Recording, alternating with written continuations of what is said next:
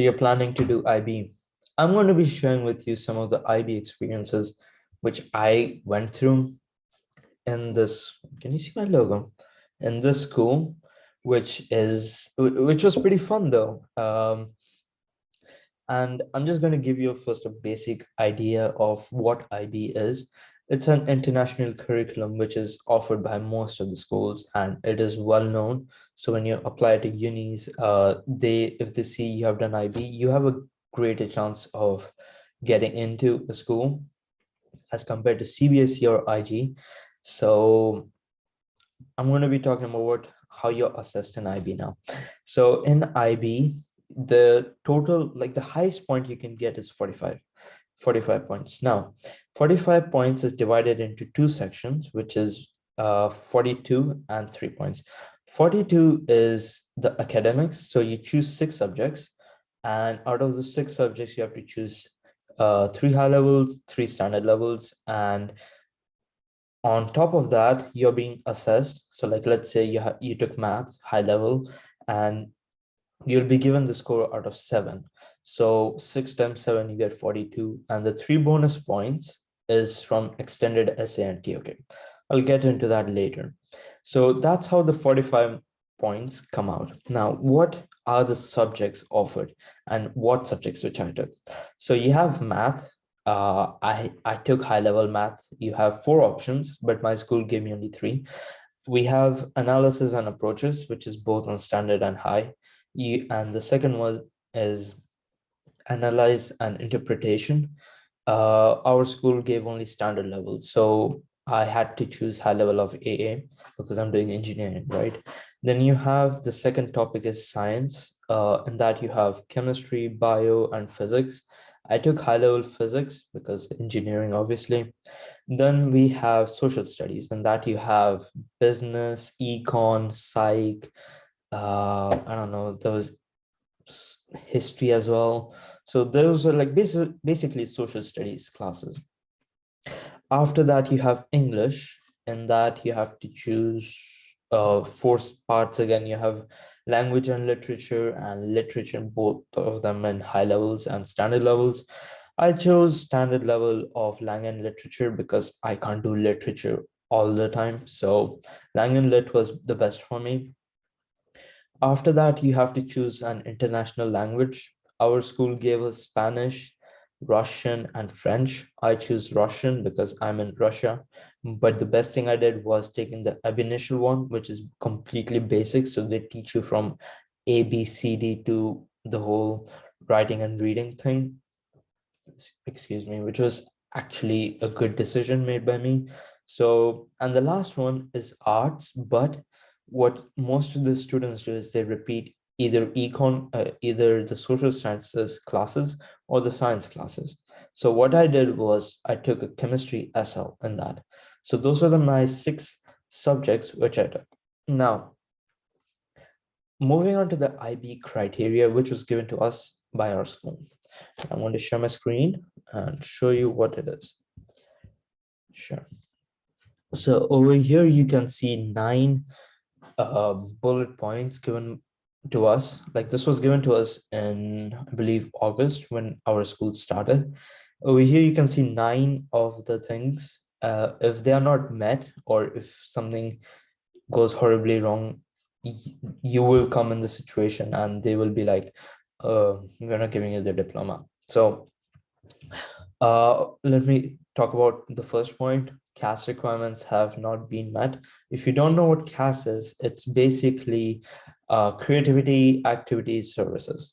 Creativity can be anything like art or taking photography or drawing, those kind of things. Basically, using your creativity to do something. You can also do like video editing and those kind of things. Activity is mostly sports, like how you keeping yourself fit, and for me it was mostly fitness, biking, and skiing. For services, I we didn't have as many opportunities as a normal year student would because we had COVID and the war thing. So for me, I did Quora and Reddit. Just I went through them, gave them I answered some of the questions which they had, and my teacher approved it. So I was happy with that. Now, CAS requirements, those are like every year we had different ones. On a normal year, we would have seven in the first year, like seven CAS requirements. And in the senior years, we would have five. Last year we had six, and this year we had three. So our total were nine, but I did 10, which is, it doesn't matter. And there's one more thing you need to do is CAS project. You have to work with a partner, and you have to basically complete all these three requirements, or maximum two. Not maximum, you have to like do either two or three. So like it can be creativity and activity, it can be activity and service, or it can be all three of them. So you have to do a CAS project. So these are the requirements. You have to do 7 plus 5, which is 12 CAS activities, and one or more CAS projects. And you need to get it approved by a teacher before you contact your supervisors. The second point is candidates don't receive a, like they receive less than 24 points, which is not going to happen realistically, because let's say you choose your three high levels and three standard levels, right? And mostly what people do is they choose classes which are like, they have fives, they have six. Nobody will, the teachers won't allow you to take classes which you have like four as an average, which happened with me, and which is funny. But if you get less than 24 points, that's not going to happen, because the protocol is if you get around 24 in your first year of IB, the teachers are going to contact your parents and be like, your child is lacking back, or he needs to change the subject. You can't continue. So those are the two things the school will do. And N has been given, in the third point we can see, and N has been given for TOK, extended essay, or a contributing subject. So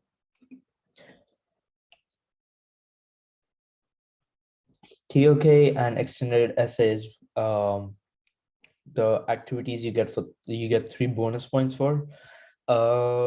One, like this is where a lot of students, like, this is the reason why most of the students don't graduate, because of this point. So one thing which I would suggest is do peer review before submitting, talk to your teachers, talk to other teachers. So like every school has 2 or more teachers per subject. So if you're doing, let's say I did extended essay on my physics subject, so I had 2 teachers. I would discuss with them on how to improve my extended essay and everything.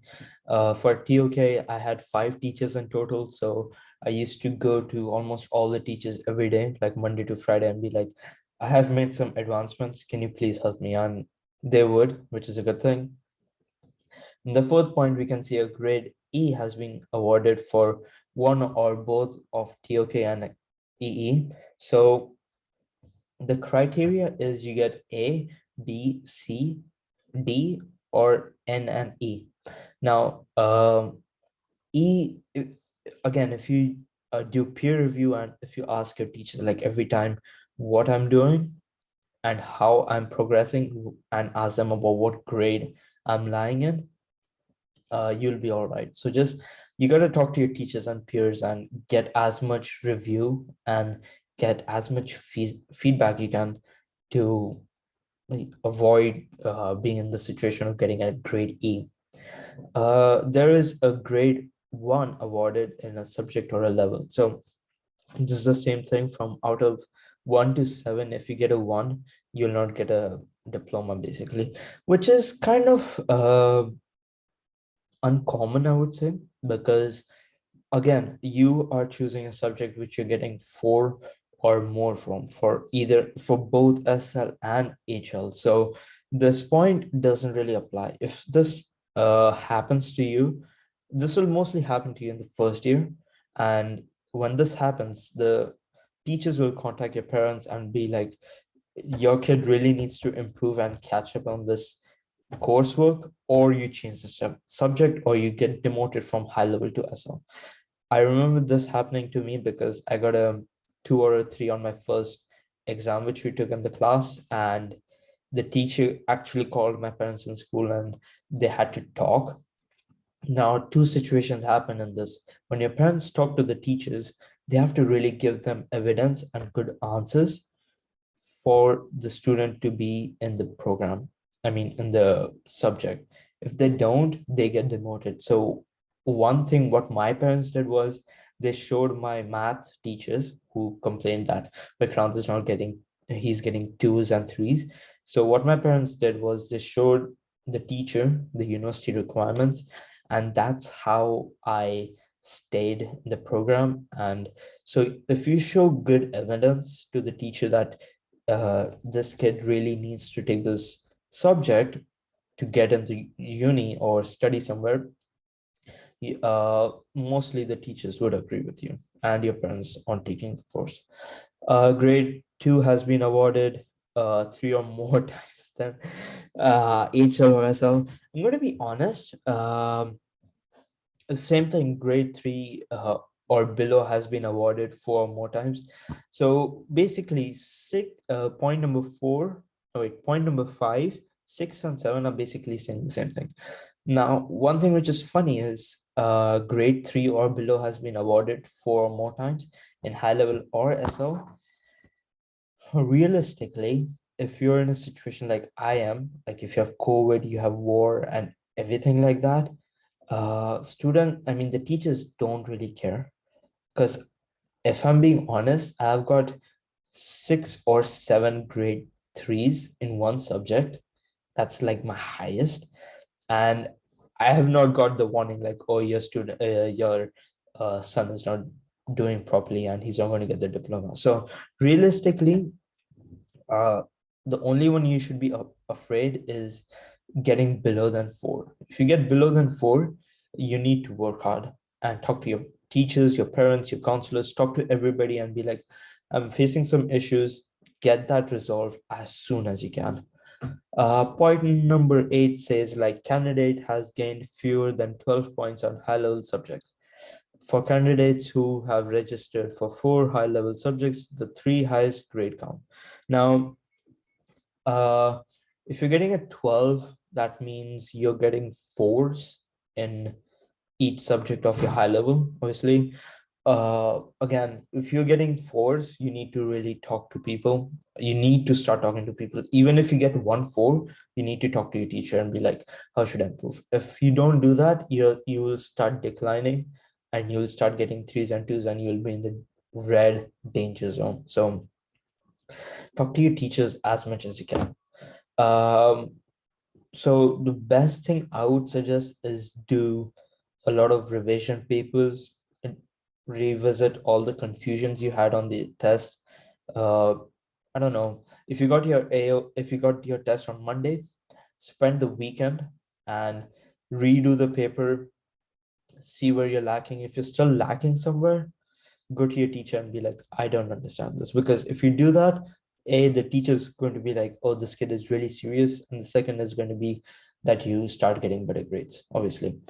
Then you have 9, which is candidate has gained fewer than 9 points on SL subjects. So wait, candidates who register for 2 SL subjects must gain at least 5 points. So if you're getting 9 points, that means you're getting 3s, which is also bad. The same thing applies for SL subjects as well. You need to talk to your teachers. And sometimes the teachers are not explaining the topic properly, which is natural, and you don't feel like completely supported from the way they're teaching. So you can just go to the other teachers as well, ask them for the feedback and tips on how you can improve and everything. For me, one thing which was really weird was I had only one HL teacher for math in the whole school. So I had to find help outside of school.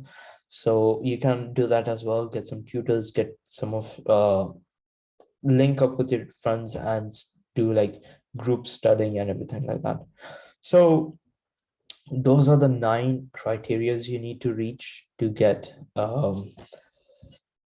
your IB diploma. If you fail any one of them, you are in danger zone. But mostly what school does is they contact you beforehand and be like, okay, student so and so, you're in this red danger zone because of this point. So just if you reach the criterias which I just showed, you should be good.